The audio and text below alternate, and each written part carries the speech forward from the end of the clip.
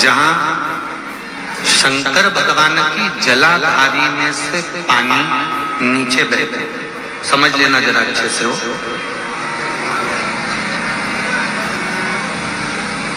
जैसे ये गोल जलाधारी है, ये शिवलिंग है, यहां से पानी नीचे बहता है। जब विशेष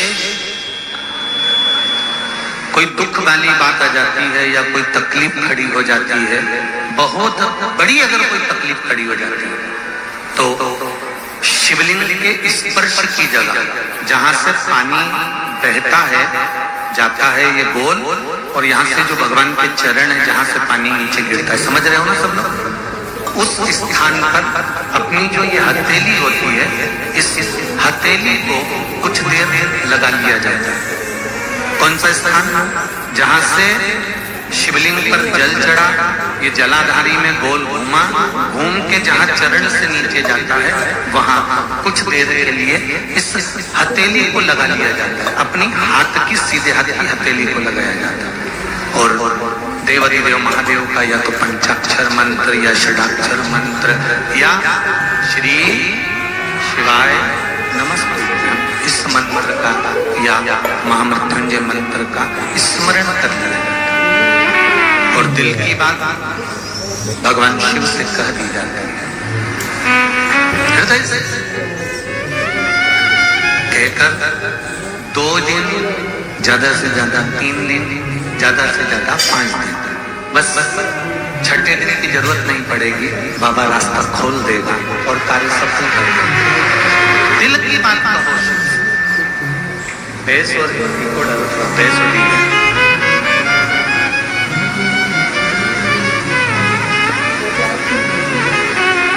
अपने दिल की बात कहिए बाबा से।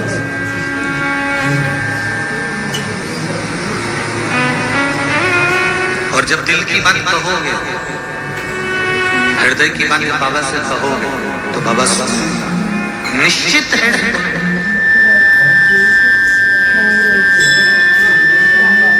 चलो और सरल भाषा में समझ लीजिए राधा से। गोली, दवाई नाक से खाई जाती है कि मुंह से खाई जाती है? बोलते जाओ जरा। मुख से।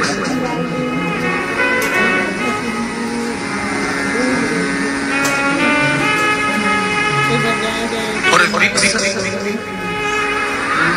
नहीं मुंडा से खा जाओ तो कोई जरूरी नाक से उसको लगा।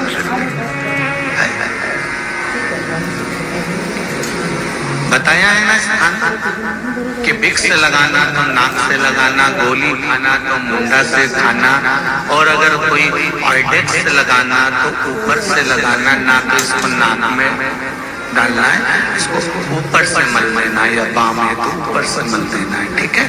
उसी तरह शंकर भगवान के शिवलिंग से लेकर जलाधारी से लेकर चरणारविंद तक के बीच में किस जगह पर और सरल में समझो फिर पहुंचते वो कौन सा वो रेखी वाले होते हैं, सब कुछ मेथी दाना या लगा देते हैं और ऐसा ऐसा वो लपेट देते, क्या बोलते हैं? हाँ बस वो थेरेपी ध्यान रख लूं मैं तो, ठीक है? आप लोगों ने ध्यान रख लेना जो भैया जी बोले, ठीक है? तो वो थेरेपी के अंतर्गत यहाँ मेथी दाना लगा दिया, यहाँ लपेट दिया, यहाँ मूंग का दाना लगाया, यहाँ लपेट दिया, यहाँ चावल फंसा दिया, यहाँ लपेट दिया, तो उससे बीमारी को हरने के लिए करते, बोला सही है ना? इसीलिए करते हैं ना। और कहीं एक्यूप्रेशर वाले बोलते हैं कि यहाँ का पंच दबाएंगे तो ये दबाओ तो सिर बंद हो जाए, ये दबाओ तो पेट बंद हो जाए, ये दबाओ तो पाँव बंद हो जाए, ये दबाओ तो हाथ। सही है। उसी तरह शिव महापुराण की कथा कहती है कि शंकर भगवान के शिवलिंग से लेकर जलाधारी में कुछ स्थान ऐसे हैं, वहां पर हमारा मात्र स्पर्श कर अपने दिल की बात कह देने पर भी कार्य सफल हो जाता है। तुम जल चढ़ाओ मत चढ़ाओ, तुम बेलपत्र चढ़ाओ मत चढ़ाओ, तुम धतूरा चढ़ाओ मत चढ़ाओ, पर दिल से अगर तुमने कहा तो उसका फल। एक बेलपत्री और उस बेलपत्री में एक चंदन की बिंदी और एक अक्षत का दाना, मात्र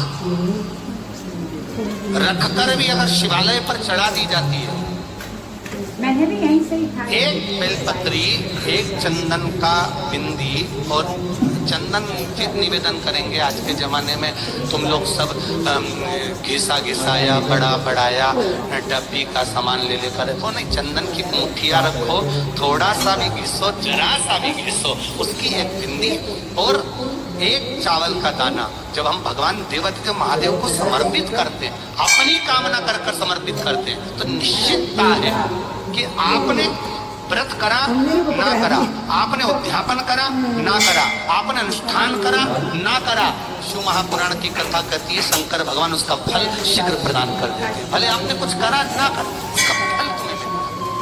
व्रत में नहीं करा,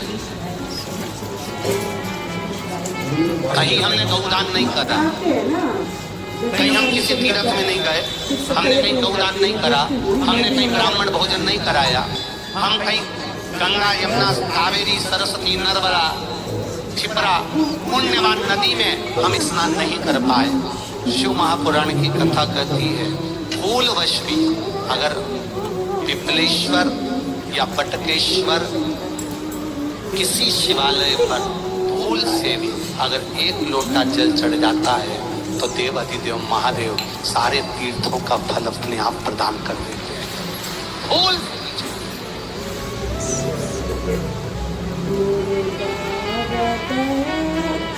एकांतेश्वर महादेव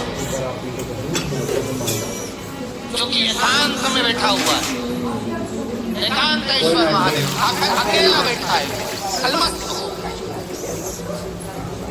आप जा रहे हो गाड़ी लेकर, आप 4 व्हीलर गाड़ी में जा रहे हो, ट्रैक्टर में जा रहे हो, ट्राली में बैठकर जा रहे हो, क्रूजर में बैठकर जा रहे हो, 2 व्हीलर गाड़ी में बैठकर जा रहे हो, एकांतेश्वर महादेव का मंदिर दिख गया, कोई एकांत में, भले उसका नाम नहीं मालूम तुमको कि कौन सा महादेव, और अकेला बैठा है जंगल में, वृक्ष की छांव में, एक होटले पर, कोई दीवार नहीं, कोई जाली नहीं, कोई गेट नहीं, कुछ भी नहीं।